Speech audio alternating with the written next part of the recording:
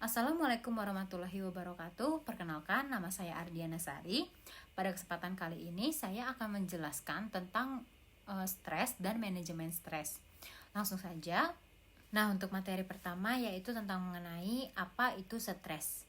Stres dapat diartikan sebagai keadaan kekhawatiran atau ketegangan mental yang disebabkan oleh situasi sulit. Stres adalah respon alami manusia yang mendorong diri kita untuk mengatasi tantangan dan ancaman dalam hidup kita. Setiap orang mengalami stres sampai tingkat tertentu.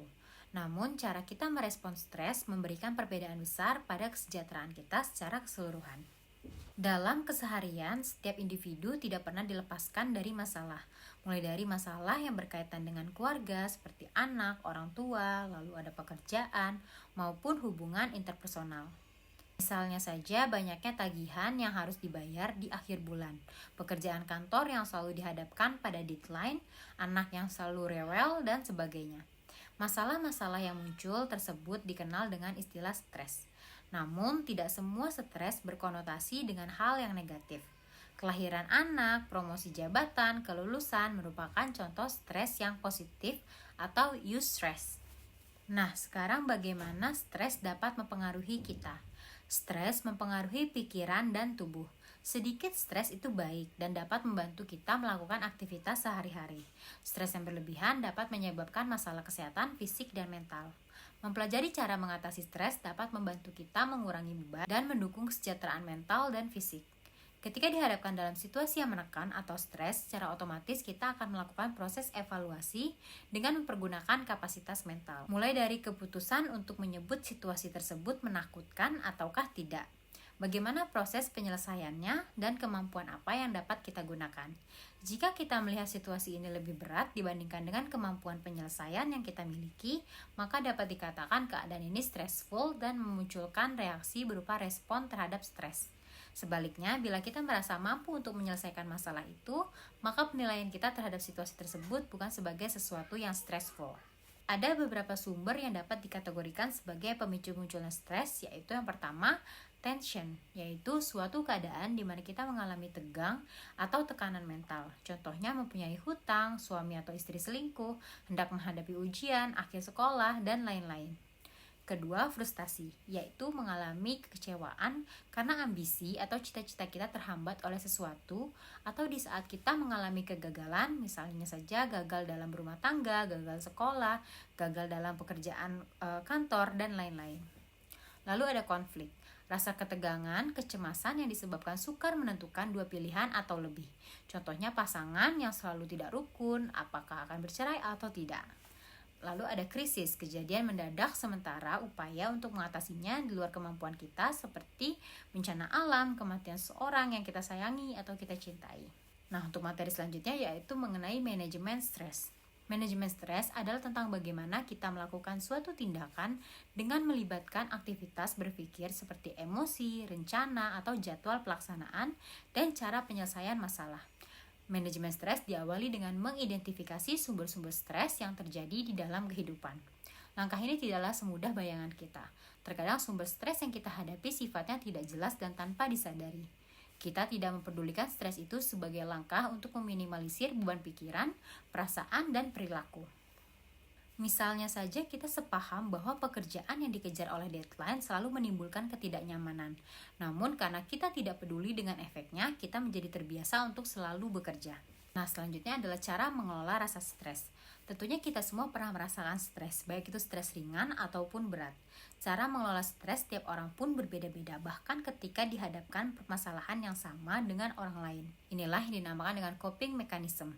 Dilansir dari goodtherapy.org, coping mechanism adalah strategi yang dilakukan seseorang ketika menghadapi situasi stres atau trauma psikologis. Berikut adalah beberapa cara yang dapat dilakukan ketika kita sedang berada dalam situasi stres. Yaitu yang pertama, lakukan aktivitas yang menyenangkan. Saat stres, tentunya kita perlu untuk melepaskan rasa stres. Hal ini dapat dilakukan dengan melakukan aktivitas yang menyenangkan seperti melakukan hobi, menonton film, atau tayangan lucu. Lalu bisa berkeliling kota, berolahraga ringan, membaca buku, bertemu dengan teman-teman, atau hal-hal lain yang menyenangkan. Melakukan kegiatan menyenangkan akan membuat tubuh kita melepaskan hormon endorfin dan akan membuat tubuh menjadi lebih rileks. Pastikan aktivitas yang dilakukan bersifat positif agar tidak menimbulkan masalah baru. Yang kedua yaitu mengungkapkan keluh kesah. Mengungkapkan keluh kesah kepada orang terdekat yang kita percayai, hal ini akan meringankan rasa stres dikarenakan masalah yang ada tidak dipendam sendiri lagi. Mengungkapkan keluh kesah dengan orang lain juga dapat membantu menemukan solusi dari masalah tersebut. Jika tidak ingin mengungkapkan keluh kesah dengan orang lain, maka dapat melakukan journaling. Journaling adalah kita mengungkapkan semua yang kita alami dalam bentuk tulisan yang bertujuan agar kita lebih memahami masalah yang terjadi.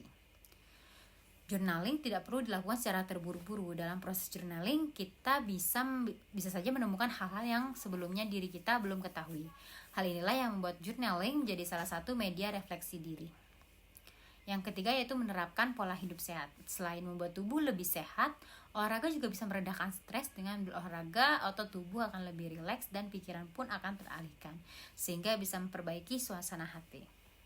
Olahraga yang dilakukan tidak perlu terlalu berat. Kita dapat melakukan olahraga ringan seperti berjalan kaki, jogging, atau mengikuti video workout singkat yang tersedia di berbagai kanal media sosial. Lalu selanjutnya itu fokus pada saat ini. Jangan terlalu lama terjebak dalam peristiwa yang telah terjadi. Jalani saja hidup saat ini dan jangan mencemaskan apa yang nanti akan terjadi secara berlebihan.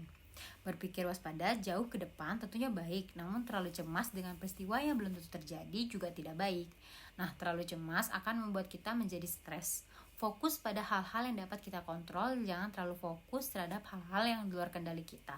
Fokus kepada hal tersebut hanya membuang waktu dan memperburuk stres.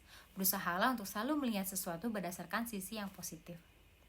Nah, yang terakhir yaitu tentang stres itu tidak selalu negatif. Stres memang berkaitan dengan pikiran, tapi stres itu tidak selalu negatif. Bisa menjadi hal yang positif. Kalau tidak ada stres dalam hidup, kita tak akan tertantang atau untuk lebih fokus atau waspada dan membuat kita menjadi santai. Misalnya, saking santainya menyetir mobil pun jadi tak melihat kiri kanan. Jadi lurus saja karena nggak ada rasa waspada. Nah, stres adalah cara tubuh merespon terhadap tuntutan atau ancaman dari luar diri. Kalau tubuh merasa terancam, maka sistem syarafnya melepaskan hormon stres, termasuk adrenalin dan kortisol. Nah, itu membangun tubuh untuk bertindak darurat. Semua kontrol harus berada dalam diri sendiri agar lebih mudah mengendalikan lingkungan sekitar atau bagaimana seseorang memandang lingkungan yang ada di sekitarnya. Jika tidak, efek jangka panjang stres adalah depresi dan pada akhirnya bisa bunuh diri. Baik, sekian yang dapat saya sampaikan. Semoga apa yang saya sampaikan dapat bermanfaat untuk kita semua. Kurang lebihnya mohon maaf. Wassalamualaikum warahmatullahi wabarakatuh.